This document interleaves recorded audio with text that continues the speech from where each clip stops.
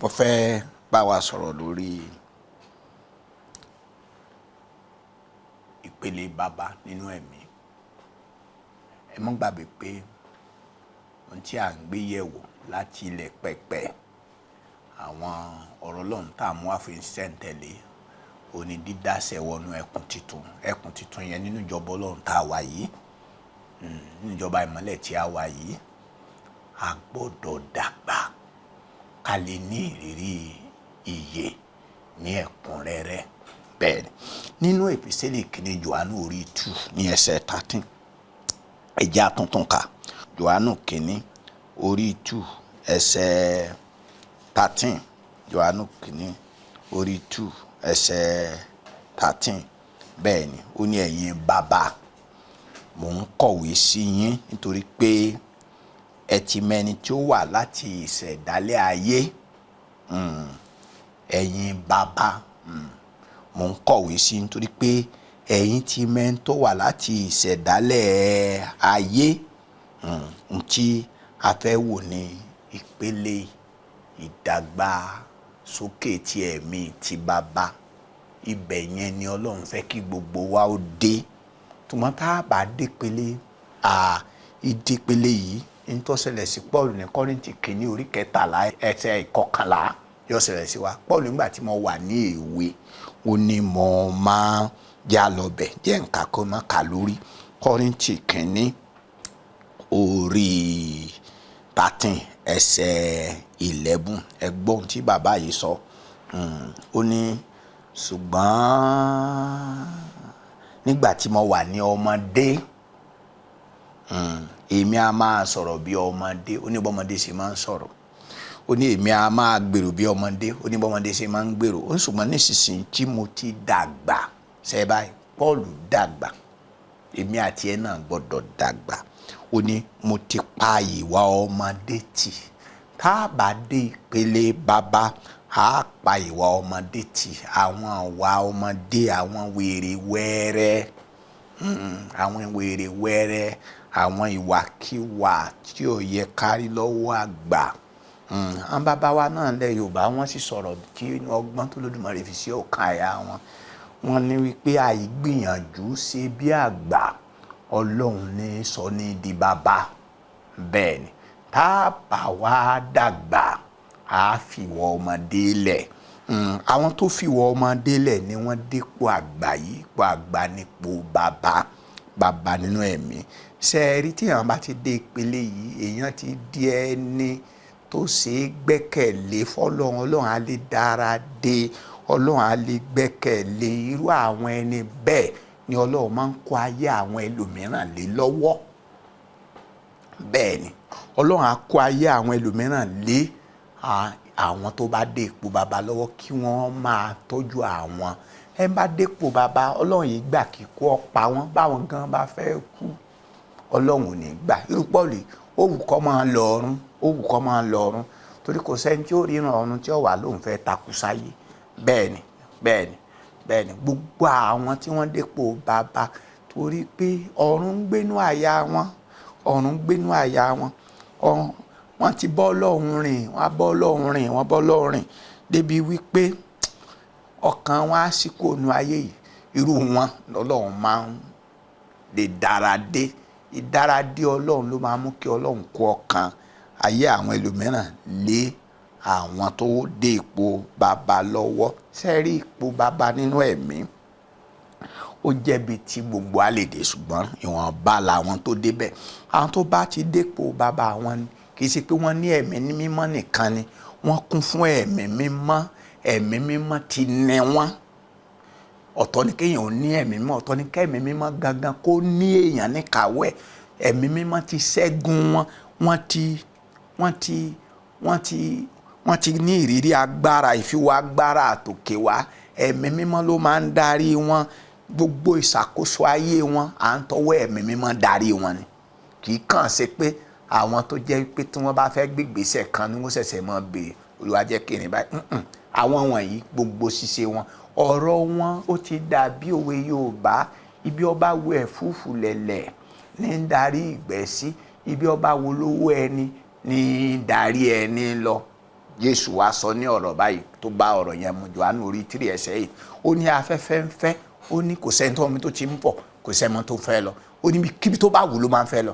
Àwọn wọ̀nyí wọ́n nígbé ayé, wọ́n ti ṣẹ́gun ẹran ara ti kú nínú ayé wọn, wọ́n rìn nípa ìfẹ́ inú ara wọn mọ́, wọ́n rìn nípa kíkí ìfẹ́ Ọlọ́run. Bí ó bá wọ Ọlọ́run ló ń darí wọn sí, ibi tọ́lọ́run bá fẹ́ kí wọ́n gbé ni wọ́n gbé, bí Ọlọ́run bá fẹ́ kí wọ́n lọ ni wọ́n lọ, tọ́lọ́run bá nìkan ṣe ni wọ́n ń ṣe. Irúfẹ́ ẹgbẹ́ ayé báyìí olóńsọ̀yàn di bàbá. Àwọn yẹn náà dẹ̀ ní ìrírí ìyè ní ẹ̀kúnrẹ́rẹ́. Ẹ̀mí mímọ́ fi sọ lẹ́nu Paul àpòsílẹ̀ nínú ìwé Éfésù orí 5:18, ó ní ẹ kún fún ẹ̀mí mímọ́, kì í ṣe fún ọtí níbi tí rúdurùdu ń gbé, pé ẹ kún fún ẹ̀mí mímọ́. Ṣé ẹ wá rí àmì méje ní máa farahàn nínú ayé àwọn tó bá ti dépò bàbá. Àkọ́kọ́ ni pé wọ́n máa ní àlàáfíà pẹ̀lú Ọlọ́run. Wọ́n máa ní àlàáfíà pẹ̀lú Ọlọ́run. Wọ́n sì kejì ni pé wọ́n mọ àlàáfíà Ọlọ́run. Ọ̀tọ̀ ni kéèyàn ní àlàáfíà pẹ̀lú Ọlọ́run kó sì tàkóró gan. Àwọn yẹn ò kí ń pariwo gbàdúrà. Ìtàkùrọ̀sọ làdúrà jẹ́ láàrin àwọn tó bá iye lẹ́kùnrẹ́rẹ́ là ń sọ yẹn. Bí Jésù ṣe máa ń ṣe ẹni tó gbàdúrà ó lè máa sọ̀rọ̀ kó máa bá bàbá sọ̀rọ̀, ó lè máa sọ̀rọ̀, ó lè máa bá yàn sọ̀rọ̀ kí bàbá máa bò náà sọ̀rọ̀. Jésù gbàdúrà kó ní bàbá yìn ara rẹ̀ lógo. Àrá sán, àwọn èèyàn ní pé ara ló sán, ṣùgbọ́n inú àrá tó sán yẹn bàbá ló bá Jésù sọ̀rọ̀. Bẹ́ẹ̀ ni àwọn tí wọ́n bá ti ní ìrírí kíkún fún ìyè, tán ní ìyè ní ẹ̀kúnrẹ́rẹ́, tán ti dé ìpele bàbá yìí, wọ́n á máa gbọ́ ohùn Ọlọ́run níbikíbi nígbàkúgbà nínú ohunkóhun ni Ọlọ́run ti máa ń bá wọn sọ̀rọ̀. Wọ́n lálàáfíà pẹ̀lú Ọlọ́run, wọ́n sì ní àlàáfíà pẹ̀lú Ọlọ́run. Àlàáfíà tó tayọ ìmọ̀ gbogbo. Wọ́n kì í gbénú àníyàn, wọ́n kì í ronú kí làwọn jẹ, wọ́n kì í ronú kí làwọn jẹ. Ogun yẹn ti ṣẹ́ fún wọn, ogun yẹn ó ti ṣẹ́ fún wọn. Wọ́n ní àlàáfíà pẹ̀lú Ọlọ́run. Ìyẹn nìkan kọ́, inú wọn á máa dùn tán bá rà àwọn ọmọ nínú ẹ̀mí.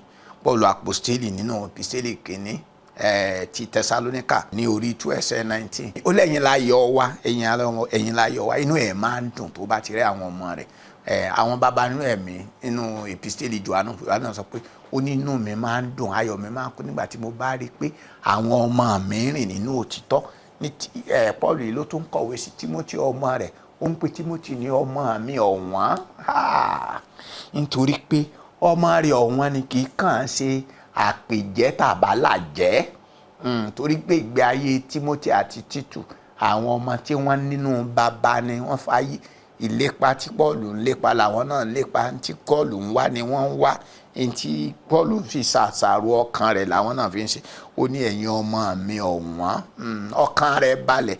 Táyọ̀táyọ̀ ní Pọ́ọ̀lù fi kú torí pé ó mọ̀ pé àwọn ọmọ tóun máa fẹ̀yìn lẹ̀ fún ti wà. Ó ti mọ̀ pé ìgbàgbọ́ ò ní run lẹ́yìn òun. Inú àwọn bàbá máa ń dùn tí wọ́n bá rí ọmọ. Tó bá rí kí láti máa ń sọ pé kì í ṣe gbogbo pàìtọ̀ ní bàbá. Bẹ́ẹ̀ ni àwọn pásítọ̀ tó tọ́ kì í ṣe gbogbo pàìtọ̀ ní bàbá. Ìpele ìdàgbàsókè ẹ̀mí ni èèyàn lè jẹ́ pátá, kó lè èèyàn lè jẹ́ àpòtẹ́lì kọ́mọ́tì ìdépò bàbá. Ẹ̀bùn ní àpòtẹ́lì, ẹ̀bùn ní wòlíì, ẹ̀bùn lájínrere, ẹ̀bùn ní ìwàásù, ẹ̀bùn ní èèyàn lè jó ní wàásù kọ́mọ́ jẹ́ bàbá. Bẹ́ẹ̀ ni èèyàn lè máa lajú afọ́jú kó má jókòó dìde kọ́mọ́ jẹ́ bàbá. Ọ̀tọ̀ láyé ẹ̀bùn, ọ̀tọ̀ láyé ìgbé ayé ìwà. Ìwà ni Ọlọ́run ní sọ ní di bàbá. Ọlọ́run ní sọ ní di bàbá. Ọlọ́run ni. Àwọn bàbá wa náà sọ bẹ́ẹ̀ nínú ara gangan. Ọlọ́run ní sọ̀yàn di bàbá. Kì í ṣe pé mo bímọ gan ló sọ̀yàn di bàbá. Kì í ṣe gbogbo ẹni tó bímọ ni bàbá. Bẹ́ẹ̀ ni kì í ṣe gbogbo ẹni tó bímọ ni bàbá. Kì í ṣe gbogbo ẹni tó bímọ ni bàbá. Nǹkan kẹrin tá a fi máa mọ ẹni tó bá ti dépò bàbá ni pé wọ́n máa ní ìtẹ́lọ́rùn nípòkípò tí wọ́n bá wà. Paul àpòstélì nínú ìwé Fílípì orí 4:11, ó ní mo ti kọ́ láti jẹ nígbà tí jíjẹ bá wà, mo yóò sì ní jà jẹ jù. Ó ní tí nígbà tí ó bá wá sí jẹ náà, mo tún ti kọ́ láti má jẹ nígbà tí ó bá sí. Ìyẹn ni pé gbogbo ohun tó bá ṣẹlẹ̀, gbogbo ìṣẹ̀lẹ̀, kò sí ìṣẹ̀lẹ̀ kan tí ó ṣẹlẹ̀ kan á máa lè gbọ́ lẹ́nu àwọn bàbá kan sọ pé ìlú lé tàbí kan máa fún ààrẹ orílẹ̀-èdè wọn ní àlàjẹ́. pé lágbájá ló dé tí wàhálà dé. Irọ́, kò kàn wọ́n torí pé ṣàkóso ayé wọn àtọ̀run ni. Ọrọ̀ ajé ọ̀run làwọn fi ń ṣayé, wọn àfọ̀rọ̀ ajé ayé yìí ṣayé. Bẹ́ẹ̀ni wọ́n máa ní tẹ́lọ́rùn nínú gbogbo. Wọ́n yìí wojú èèyàn, wọ́n yìí sì wọ owó èèyàn fún náà lọ́wọ́. Paul àpòsílẹ̀ ó ní mi ò béèrè ẹ̀bùn lọ́wọ́ yín ẹ̀yin ìjọ àyàn ará Fílípì. Ó ní nígbà tí mo béèrè, ó lẹ́ wá tún fi ẹ̀bùn ránṣẹ́ sí mi. Ó lé ọrẹ tẹ̀sí mú àìwá jẹ́ tẹ̀wọ́gbà. Ó ní Ọlọ́run mi yóò pèsè fún àìní yín ní kíkún nínú ọrọ̀ nínú ògo rẹ̀ nínú Kristi Jésù. Torí pé wọ́n ṣe lóore. Àwọn bàbá ló máa ń súre eré tó sú ni. Nǹkan karùn-ún tá a fi máa ń mọ̀ pé ẹni tí dé ìpele bàbá ni wípé Olúwa nìkan lórísun agbára ẹ̀. Olúwa nìkan. Nínú ìwé Fílípì náà ní orí 4:13 Paul wípé ó ní èmi lè ṣe ohun gbogbo nínú Kristi ẹni tí ń fa agbára fún mi. Àwọn bàbá orísun kan tó jẹ́ orísun agbára wọn Kristi ni.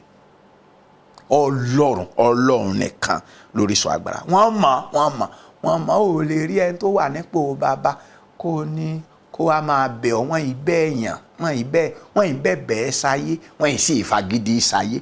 Àwọn bàbá, àwọn kan bẹ̀bẹ̀ sáyé ni, àwọn kan fagídí sáyé ni. Bẹ́ẹ̀ ni láàárín àwọn ọmọ Ọlọ́run gan, àwọn kan wọ́n ń bẹ̀bẹ̀ sáyé ni, àwọn kan fagídí sáyé ni. Ṣùgbọ́n àwọn tó bá ti dé ìpele bàbá, torí pé wọ́n ti ní ìyè lẹ́kùnrẹ́rẹ́, wọ́n ìbẹ̀bẹ̀ sáyé, wọ́n sì fagídí sáyé.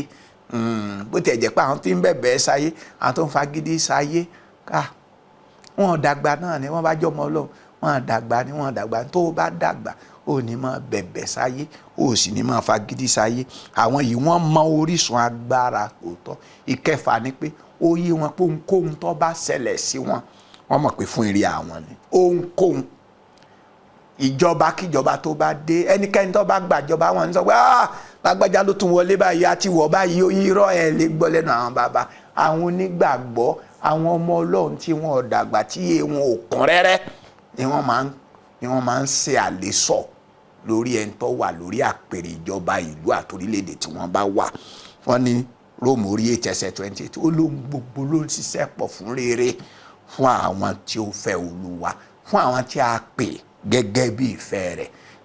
Ó yé wọn bẹ́ẹ̀, ó yé wọn pé pẹ́nìkan gbàjọba orílẹ̀-èdè kan kò túmọ̀ sí pé Ọlọ́run ló yàn. Ó yá wọn ṣùgbọ́n wọ́n mọ̀ pé bá jẹ́ yín lẹ́ dìbò ẹ̀yàn ẹni ó wù yín síbẹ̀, ìbá jẹ́ pé ẹni tó débẹ̀ náà agídí ló fi rẹ̀ síbẹ̀, kò ká wọn nítorí pé wọ́n mọ̀ wípé ohun gbogbo ló ń ṣẹ́pọ̀ fún Olúwa. Wọ́n dẹ̀ wá ní ìyè yìí lọ́pọ̀lọpọ̀, wọ́n sì ń gbádùn ìyè yìí nísinsìnyí.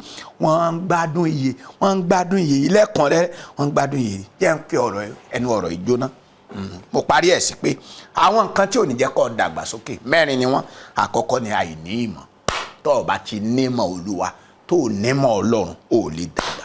Ìkejì ni ká máa hùwà bí èèyàn lásán, ìwà ẹran ara kò ní jẹ́ kó dàgbà. Ìkẹta ni ségesège, ọ̀wànú ẹ̀mí lé ní ọ̀wànú ara lóṣù 3, o tún tó padà wálé, o ò ní dàgbà. Ìkẹrin kéèyàn ó yígbì, ìyẹn ni pé kéèyàn ya kú nínú ẹ̀mí. Ẹni bá ya kú nínú ara kò lè dàgbà. Méèyàn bá bí kùrí ṣe wà nínú ara náà lọ wà nínú ẹ̀mí. Paul àpọ́sítélì sọ fáwọn ìjọ Hébérù ní Hébérù orí 5:11-12 nígbà tó yẹ pé ẹ jẹ́ olùkọ́, ẹ tún jẹ́ ń ta nítorí pé ẹ yí gbé ọ̀rọ̀ gbọ́. Kí a gbàdúrà. Ọba ògo, gba ọpẹ́ wa. Èyí tó fi fún mi, mo ti fi fún àwọn èèyàn rẹ. Ọlọ́run ayérayé, pa ọ̀rọ̀ yìí mọ́ nínú àyà wọn. Fi omi mímọ́ wọ́n ọ̀rọ̀ yìí, jẹ́ kó so èso sí ìyà ìnípẹ̀kun. Bẹ́ẹ̀ ni kó ògo ní forúkọ rẹ̀. Jésù Kristi Olúwa wa. Àmín. Ẹ kú kalẹ̀ ẹ̀yin ènìyàn Ọlọ́run. Mo fẹ́ pè yín sí ìdánilẹ́kọ̀ọ́ ìgbáradì fún ìrìn àjò àyànmọ́. In fact, mi ò ṣe mọ̀ wípé kankan bẹ tó ń pè ní ìrìn àjò àyànmọ́. Ọ̀ǹtì tí mo tó dé bí báyìí ni Olúwa tó ṣí mi lójú láti mọ nǹkan tó ń pè ní ìrìn àjò àyànmọ́. Èmi fọkàn sí wípé ẹ̀kọ́ tó máa sọ pé èèyàn ń sọ̀rọ̀ nípa àyànmọ́, èmi rò pé ẹ bá ti ṣe ń rìn, táwọn Yorùbá bá ti ṣe wáyé la ṣe máa rí nǹkan kan. Àwọn ìgbàgbọ́ téèyàn nínú rẹ̀ pé èèyàn ti ń gbègbè ayé àyànmọ́ náà lọ díẹ̀díẹ̀ náà nìyẹn. Mi ì mọ̀ wípé ó jinlẹ̀ ju nǹkan tí èmi fi ọkàn sí lọ nígbà tí mo débẹ̀. gbogbo ẹnikẹ́ni tí ó wá sáyé yìí mò ń tẹnumọ́ fún yín ni ó ní àyànmọ́ kan tí Ọlọ́run fẹ́ kó múṣẹ.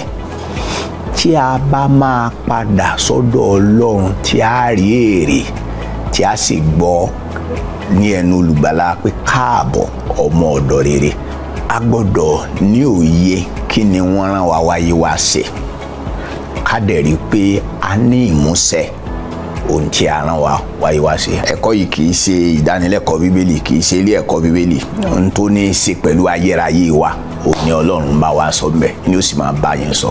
ní ìgbà kan rí Ọlọ́run fún mi ní oore ọ̀fẹ́ láti lọ sí Bible school kan lábẹ́ iṣẹ́ ìránṣẹ́ kan ní ìlú Ọ̀yọ́, ṣùgbọ́n sí náà a kàn mọ̀ pé a nímọ̀ bíbélì ṣàkálá lórí wa ni. àwọn agánṣẹ́ tí máa ń gbé pé a ṣe ti bígbà táwọn agánṣẹ́ ti di local champion ni wá, bígbà tó yẹ pé àwọn náà ti wà ń bẹ̀. ṣùgbọ́n nígbà tí mo débì ni mo mọ̀ wípé mi ò tí ì jámọ́ nǹkan kan. ẹni tó pọ́n rẹ̀ lé bíi pé àwọn òun náà ti jẹ́ nǹkan, lóòótọ́ olórin ni mí, wípé èèyàn ti fọkàn sí wípé èèyàn náà ti ń gbègbè ayé mímọ́, ṣùgbọ́n gbà tí mo rìn nínú ẹ̀kọ́ yẹn mo rí pé àsán mi tiẹ̀ ní ìmọ̀ kankan níbì kankan. àsán mo tí Jésù gan bá dé gan Ọlọ́run ló mọ ibi téèyàn gan lè yọjú sí. ṣùgbọ́n nígbà tí mo débì mo rí òkodoro tí a ń pè ní Olúwa gangan. àwọn ẹ̀kọ́ yìí ní onírúurú ni Ọlọ́run ti ṣètò sílẹ̀ fún wa láti ṣe ayé yín pé, láti ṣe ìgbéyàwó yín pé, àti láti mọ kí ni tí ẹ ó ṣe àtàwọn ìgbésẹ̀ tẹ́ ó gbé tí ẹ fi ní ìmúṣẹ nínú ìgbé ayé. mo mọ̀ pé Ọlọ́run ló dìídì rán mi wá síbí báyìí. èmi tó yẹ pé èmi àti olólùfẹ́ mi nígbà kan rí ìgbé ayé tí à ń gbé náà ni wípé ìgbé ayé eku àti olóńgbò, tí àlàáfíà bá jọba ní ọ̀sẹ̀ kan, so láàrin oṣù kan a lè máa gbé ìgbé ayé tí ò sí àlàáfíà. ṣùgbọ́n nígbà tí mo dé ibí báyìí mo rí wípé ìgbé ayé àlàáfíà jọba láàrin ìdílé wa. mo ṣe wà mo máa ń bínú gan, mo máa ń bínú but àwọn ìbínú style tó ń sọ pé ìbínú mímọ́, tó yẹ pé mi ò mọ̀ pé kò í ṣe nǹkan tó ṣe. gbọ́ngbà tí mo ríra mi nínú ẹ̀kọ́ mo gbé ó jẹ́ nǹkan tó dùn mí lọ́kàn pé ìyẹn ni pé mo kàn ń rìn bí ẹni tí ò lórí ni. mo rọ̀ yín ẹ̀yin ọmọdé, ẹ̀yin àgbà, ẹ̀yin ọkùnrin àti obìnrin, ẹ wá forúkọ sílẹ̀ 2000 naira ní fọ́ọ̀mù ẹ gbà. kí ni Ọlọ́run fẹ́ fún ayé yín gangan? kí ni Ọlọ́run fẹ́ kẹ́ fi ayé yín jó? kándù ayé ń jó lọ wẹ́rẹ́wẹ́rẹ́, níbi tí kándù ayé tèmi jó dé yìí kálẹ́bí náà ti mọ̀ tipẹ́tipẹ́ ni, ṣùgbọ́n kò bá dáa kẹ́yìn náà wá báyìí kẹ́ ẹ jẹ orí ọ̀fẹ́ yìí. yé rin ìrìn àjò tí ò pé ọmọ. nígbà tí èmi fúnra mi tí mo wá síbi ẹ̀kọ́ yìí ló jẹ́ kí n mọ̀ wípé ọ̀pọ̀lọpọ̀ ìrìn àjò tí à ń rìn ó jẹ́ ìrìn àjò asán, ìrìn àjò tó jẹ́ pé ó gbẹ̀yìn rẹ̀ ó lè má ní èso tàbí ní èrè fún àwa gan ní ayé àti ní ọ̀run. tí a bá wá sí ibi ẹ̀kọ́ yìí á ní oríṣiríṣi ìrírí, bóyá nípa ìdílé ni, bóyá nípa iṣẹ́ wa ni, bóyá nípa ìgbé ayé wa nípa ti tẹ̀mí, bóyá nípa ìgbé ayé wa nípa ti tara, àwa gan lè dàgbà sí nínú ẹ̀mí. a ó bẹ̀rẹ̀ ní oṣù kìíní January 2025, a ó dẹ̀ parí ẹ̀ ní oṣù kejìlá December 2025.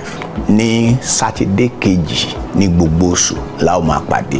ìyẹn ni pé a ó máa pàdé ní sátidé kejì ní oṣù kìíní, sátidé kejì ní oṣù kejì títí dé oṣù kejìlá. aago 7 àárọ̀ sí aago 7 alẹ́ òní ìpàdé yìí ó máa wáyé. ìyẹn ni pé wákàtí 12 la fi máa wà níwájú Olúwa ní gbogbo ọjọ́ sátidé kejì. ní àkóbọ̀ ní ààyè náà ni a ó ti pàdé ní Gosin Court. ẹ sì rántí wípé ọ̀ranyàn ni kí ẹ fi orúkọ sílẹ̀ fún ìdánilẹ́kọ̀ọ́ yìí. 20,000 naira ò ní owó tí ẹ ó san fún ìdánilẹ́kọ̀ọ́. owó ẹ̀kọ́ kọ́ la fẹ́ gbà lọ́wọ́ yín, owó oúnjẹ tí a máa fún yín ní àkókò tí a bá fi ń jókòó. àwòye pé kò ní dára kí a jókòó fún wákàtí 12 ká má rí nǹkan jẹ. ẹ sì wá san owó fún ìwé ìgbaniwọlé 2,000 naira ni, ìyẹn ní 2,000 péré. òun lẹ́ ò fi orúkọ sílẹ̀ tí wọ́n á fún yín ní ìwé ìgbaniwọlé. ìyẹn ni pé gbogbo tí ẹ ná nínú ẹ̀kọ́ ọ̀hún kò ju 22,000 lọ, 2,220. a pè yín kí ẹ wá, mo sì gbàgbọ́ pé ìbùkún Ọlọ́run ó ń dóde yín ní ìpàdé yìí. má gbàgbé pé January la ó bẹ̀rẹ̀, oṣù kìíní 2025 yìí a ó bẹ̀rẹ̀ ní sátidé kejì. ṣùgbọ́n kó tó di sátidé kejì yẹn ó ti gbọ́dọ̀ gba ìwé ìgbaniwọlé, ó sì ti gbọ́dọ̀ san 20,000 tí a ní kí o san yẹn. ìgbà yẹn ló fi hàn wá wípé nítòótọ́ ó ní ó fẹ́ kẹ́kọ̀ọ́. lórúkọ Jésù yóò dára fún yín. àmín.